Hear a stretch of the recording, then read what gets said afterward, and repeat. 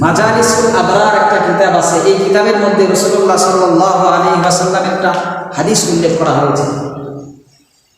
আল্লাহ রাসূল সাল্লাল্লাহু আলাইহি ওয়াসাল্লাম বলেন, রাসূল যেদিন মেরাজের রাত্রিতে ভ্রমণ করতে গিয়েছিলেন, রাসূল জান্নাত দেখেছিলেন, জাহান্নাম দেখেছিলেন। জান্নাতগুলো পরিবেশন করার পরে আল্লাহ তাআলাকে বললেন, আল্লাহ আমি জাহান্নাম দেখতে চাই।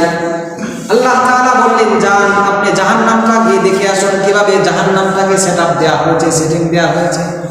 আল্লাহ রাসূল সাল্লাল্লাহু আলাইহি ওয়াসাল্লাম জাহান্নামগুলো পরিদর্শন করার জন্য যাবার পরে দেখলেন জাহান্নামের মধ্যে অধিকাংশই নারীরা জাহান্নামের মধ্যে আছে। আল্লাহ রাসূল সাল্লাল্লাহু আলাইহি ওয়াসাল্লাম বললেন যে জাহান্নাম তো নারী দ্বারা ভরপুর, মহিলাদের দ্বারা জাহান্নামকে ভরপুর করে রাখা হয়েছে। কারণ কি? জাহান্নামের মধ্যে গিয়ে দেখলেন এক শ্রেণীর মহিলাকে আল্লাহ তাআলা এমন ভয়ানক শাস্তি দিয়ে রেখেছেন যা কল্পনার বাহিরে।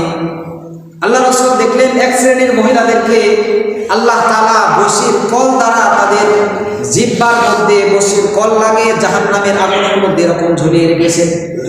আল্লাহ রাসূল সাল্লাল্লাহু আলাইহি ওয়াসাল্লাম জিবরাইলকে জিজ্ঞেস করলেন, ওগো জিবরাইল, এই মহিলাদের অপরাধ কি? কি কারণে এই মহিলাদেরকে এভাবে শাস্তি দেওয়া হচ্ছে?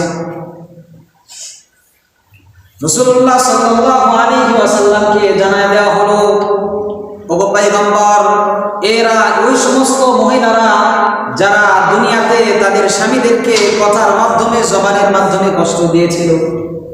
স্বামীর একটা অধিকার ছিল, হক ছিল স্বামীকে কষ্ট না দেয়া। এই সমস্ত মহিলারা স্বামীদেরকে কষ্ট দিয়েছে কথার মাধ্যমে, কাজের মাধ্যমে। এই জন্য আল্লাহ তাআলা তাদের জবানের মধ্যে বশির কল লাগিয়ে জাহান্নামের আগুনের মধ্যে ঝুলিয়ে রেখেছে। নাউজুবিল্লাহ।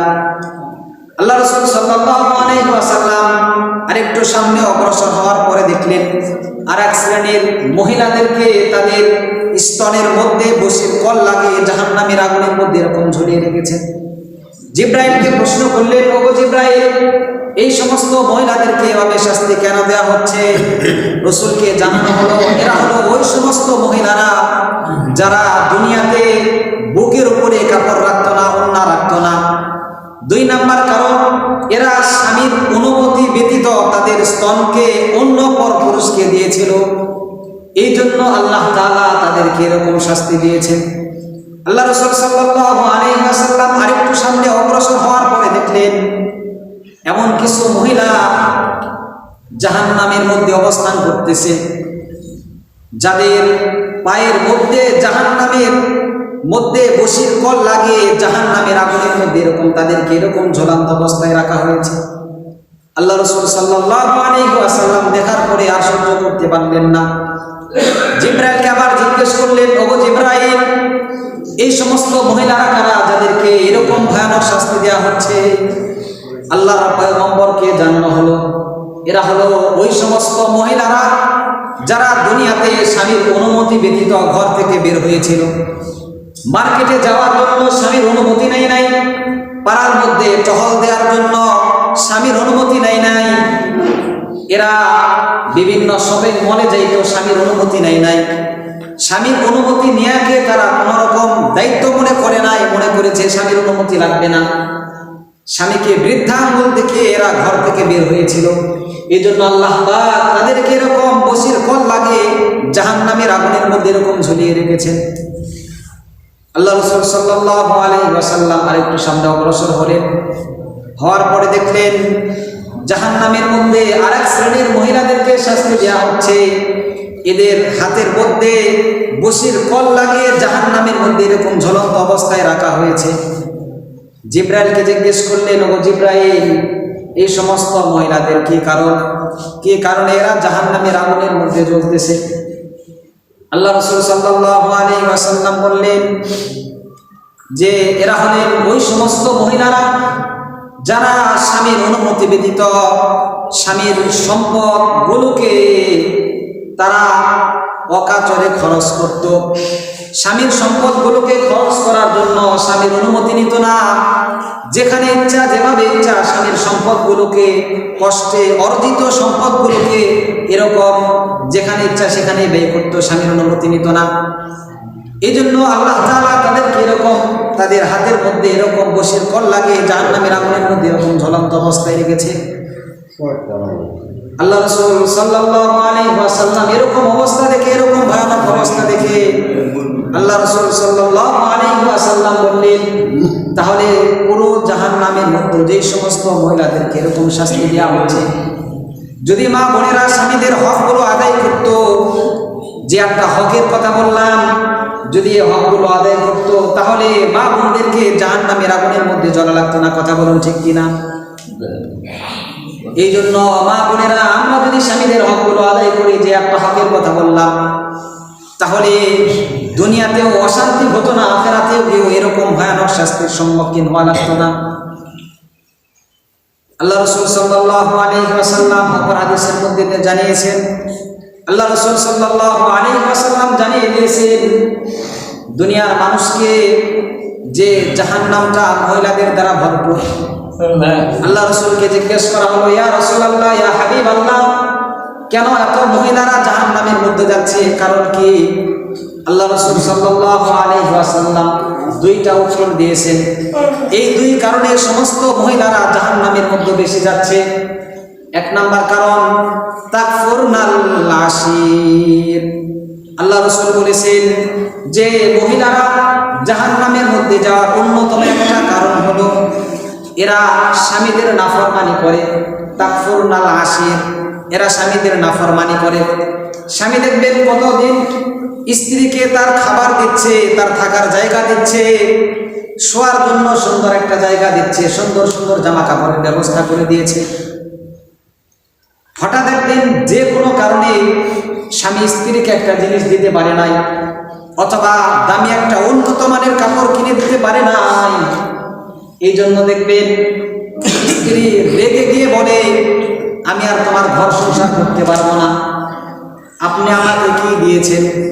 14 বছর ধরে আপনার সাথে ঘর সংসার করি, আপনি আমাকে কি দিয়েছেন? সারা জীবন তোমার সাথে ঘর সংসার করলাম, কিছুই তো দেন নাই।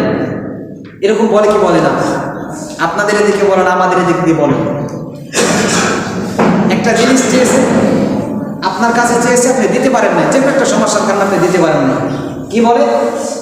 দেখছি দেখছি, কি দিচ্ছেন আমারে? সারা জীবনে আপনারা আমারে কি দিচ্ছেন? কিছুই তো দেন না।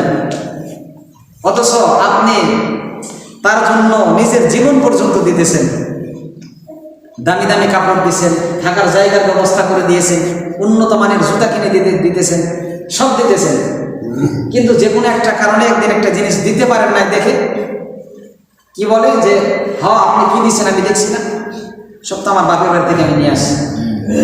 আল্লাহ রাসূল বলেছেন, তাকফুরনাল আশির, মহিলারা জাহান্নামে যাওয়ার অন্যতম একটা কারণ হলো এরা স্বামীর নাফরমানি করে। 2 নম্বর কারণ আল্লাহ রাসূল সাল্লাল্লাহু আলাইহি ওয়াসাল্লাম বলেছেন, ওয়া তাকফিরলান লানা।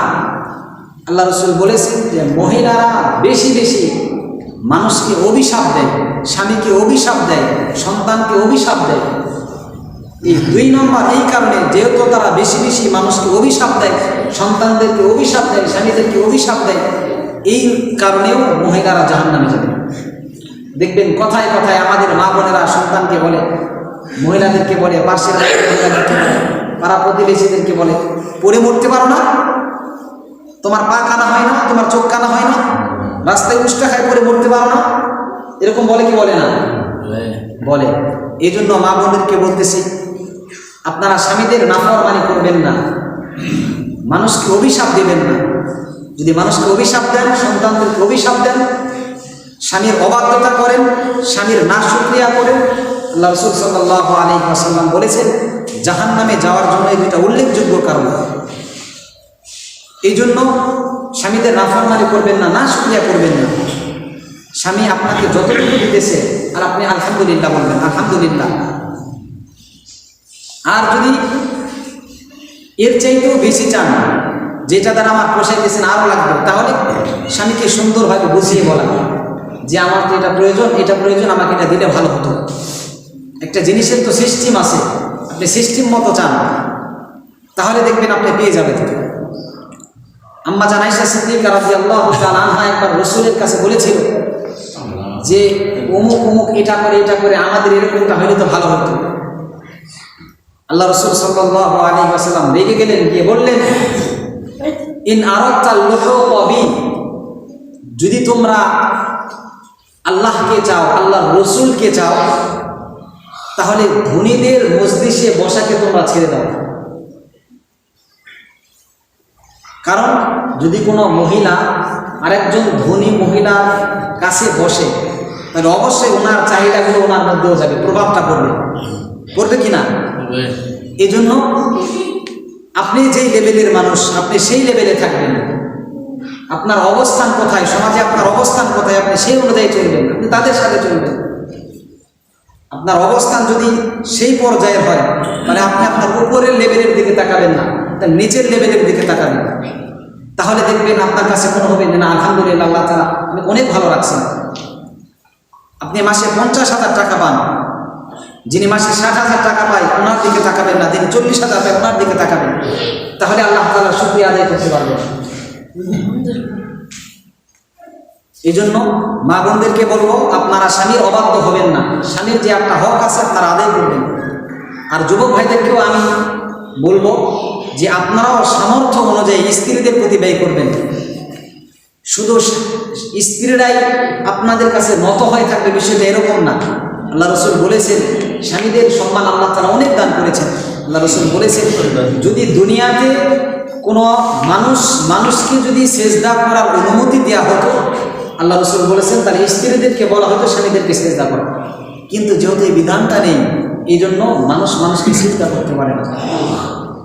এই জন্য যুবক ভাইদেরকে বলবো, আমরা যারা বিবাহ করেছি, স্ত্রীদের সম্মানের প্রতি আমরা লক্ষ্য রাখবো, তাদের অধিকারগুলো আদায় করার প্রতি আমরা সচল থাকবো, অ্যাক্টিভ থাকবো ইনশাআল্লাহ।